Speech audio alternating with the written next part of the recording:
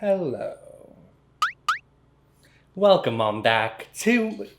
Have you lost your bloody mind? Welcome on back to my channel. As you can see here, I got a kitten. A lot's been going down for the last few weeks that I've been MIA for, but I don't have a name for her yet. But here she is. Oh, wow, she looks beautiful in this lighting, but doesn't anybody? It's been a minute since I've posted a makeup tutorial. It's been over a month, I think, and I'm really looking forward to getting back in the swing of things. I've missed you guys terribly, and I'm coming back with a bang because today's tutorial is going to be my idea, my rendition of the hot summer what is it? Hot girl summer makeup tutorial. I'm doing a pop of color on the lids. The whole look is really effortless and sexy. Am I allowed to say that? So sexy and just fun. It's a really fun look, and I think it's kind of modern with a twist, and I don't know. I think you're gonna like it. So without further ado, if y'all want to learn how I created this look right here, then keep on watching. So to begin, I'm using the Khiels Ultra Facial Moisturizer to prep our model skin today. I'm kind of throwing it on back with this one. I used to use this moisturizer all of the time back in the day when I first started out with makeup, and for good reason. I love how glowy the skin looks after using it. It's lightweight, and product sits on top of it quite nicely. And as you can see here, I'm really pressing this into the skin with the makeup sponge. Next, I'm using the Supergoop Unseen Sunscreen right on top of that moisturizer. There wouldn't be a hot girl summer makeup look without adding on your SPF. I mean, any time of year, you want to make sure you're wearing your SPF, but especially during the summer when you're out and about in the sun. Trust me, your skin will thank you down the road in life. This product here has an SPF of 40, it's oil-free, and like the name it suggests, it truly is unseen. There's nothing worse than applying on your sunscreen and walking out the door with this ghostly white cast on your face. And that's unfortunately the result we get sometimes with using different sunscreens. But you can see here, it's completely invisible and there's no white cast whatsoever.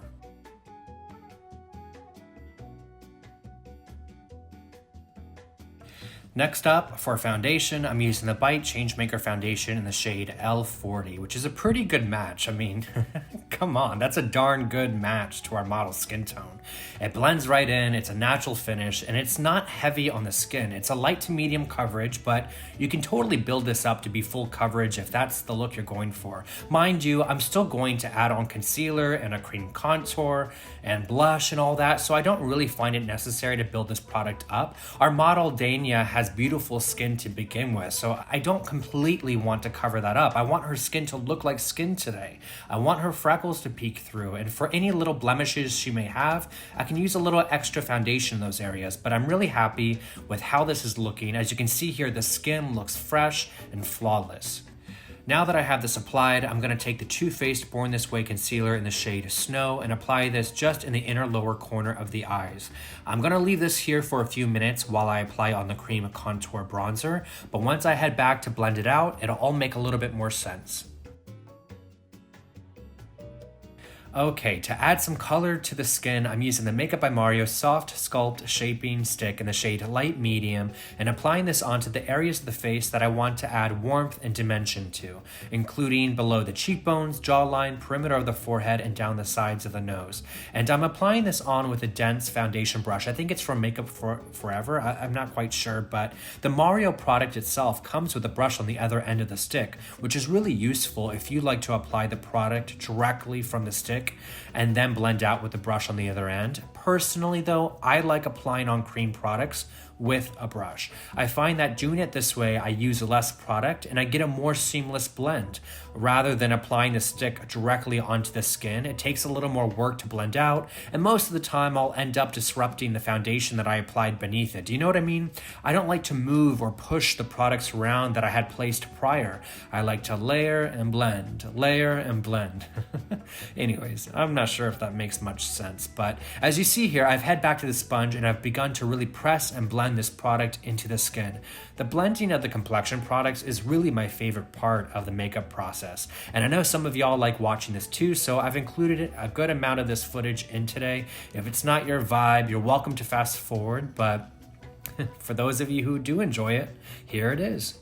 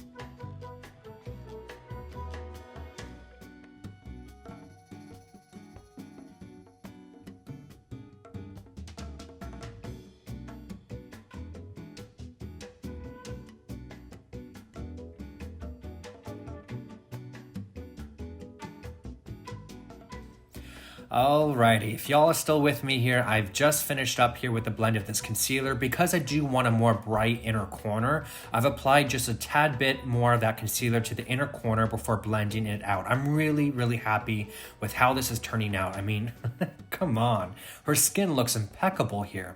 Okay, moving on, I'm using the Rare Beauty Soft Pinch Liquid Blush in the shade Grace, and I'm first applying this onto the back of my hand before really working this product into the bristles of the brush.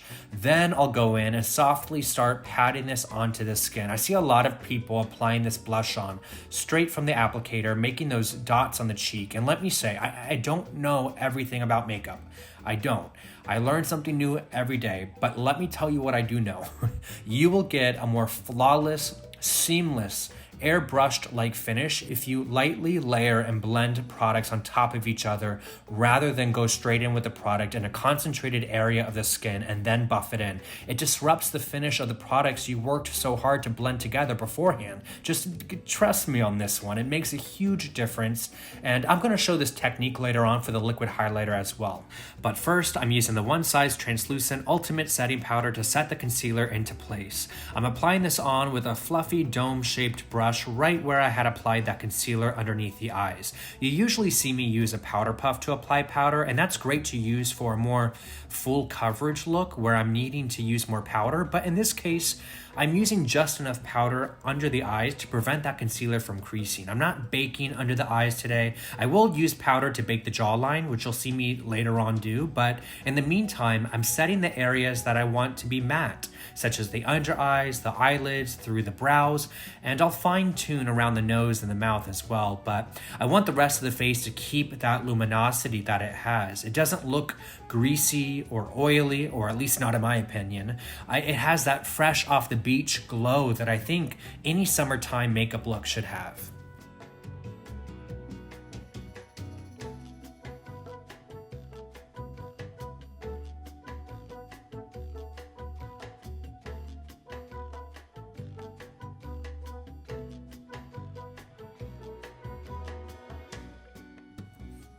Alright, once I have that powder applied, I'm going to use the iconic London Illuminator drops to add some extra glow to the skin. Okay, this is what I was referring to a bit ago. So I've applied it first to the back of my hand, thinly spread it out, and then taking my sponge to pick up an even layer of it to then lightly press onto the cheekbones, down the center of the nose, and the cupid's bow. So just like what I was referring to with the blush application, I don't like going straight in with applying droplets of the product directly onto the face and then having to buff and blend that out. All it does for me is it disrupts the finish of the products below it, thus leading to a sometimes patchy or muddy finish. So by using this technique, we get a really soft, a really diffused, photoshopped-like glow to the skin. And as I mentioned earlier, I'm applying this onto the cheekbones, down the center of the nose, the cupid's bow, and even a little on the forehead.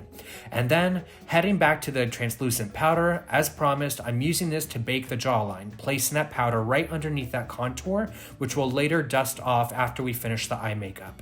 But first, using the new One Size BrowKiki pencil in the shade Soft Brown, I'm going to begin filling in Danya's brows. I start by brushing up the brow hairs and then lightly filling them in. I'm looking for a pretty natural brow. Oh goodness. Oh gosh, Spencer. I'm going in pretty heavy-handed here. Whoopsie.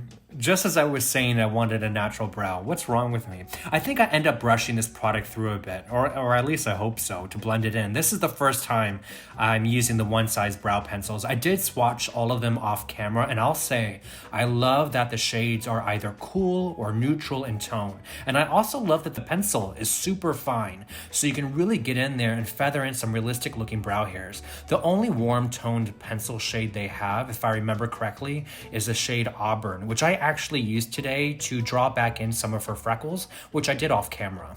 But once I have the brow filled in, I'm going to use the One Size Tinted Brow Gel in the shade Taupe and apply this on by first going against the direction of the brow hairs and then back in the opposite direction to set them into place. What this does for me is it it just allows for the hair to get completely saturated with the gel product.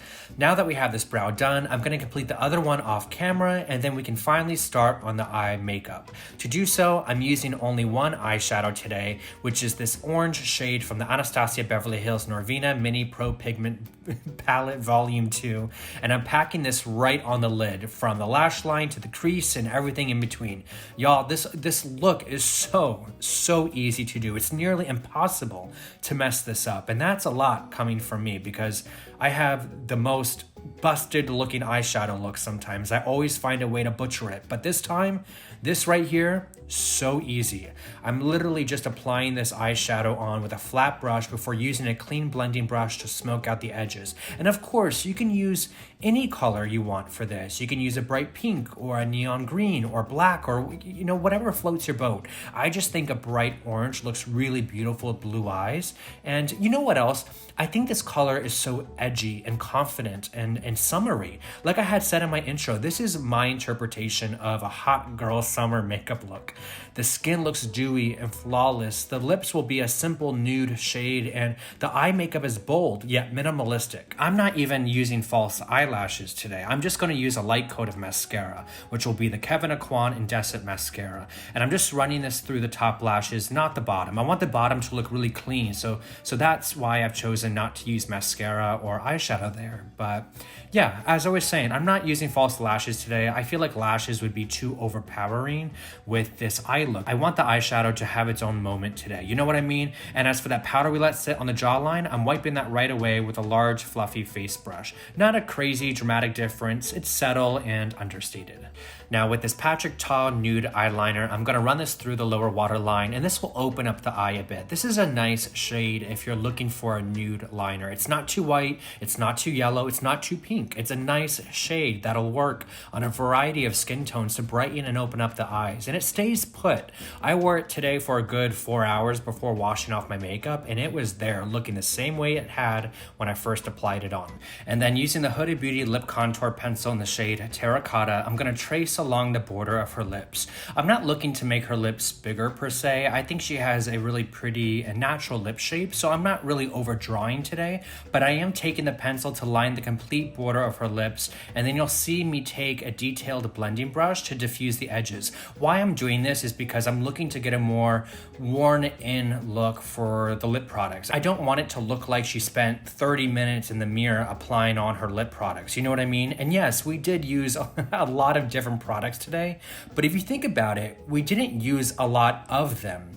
We used a little here, a little there, but it's how we used them that got us this clean, effortless makeup look. And so with that said, I'm using one other lip product today, which is this Kosas Lip Oil Glass in the shade Malibu, to apply right on top, which will give us that plumped and hydrated look to the lips. Once we have those lip products applied, I'm going to add on this Ciate Dewy Sticks to the shoulders for a high shine glow, because what's a summery look without glowing shoulders, right? I recently just discovered this product and I am absolutely hooked on it, you guys. This one has tiny golden reflex in it, but if you prefer, I know they have a clear one as well. You apply it right on and then diffuse it out a bit. Honestly, you rarely ever hear me say that you need a product, but this one right here is a must-have if you love glowing skin, whether it be your shoulders or collarbones or even a little up on the cheekbones. I mean, look at how glowy her skin looks. It's gorgeous. Anyways, for the last product, I'm using the Huda Beauty Glow Cocoa Hydrating Mist to set the makeup into place, which officially makes this the very last step in how we created this hot girl summer makeup look on our naturally beautiful model.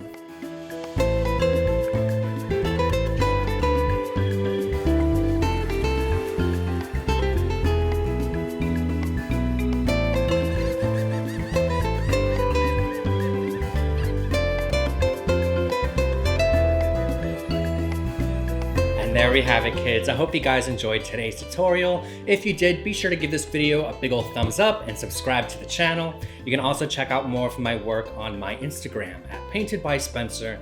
And until next time, I'll see you soon.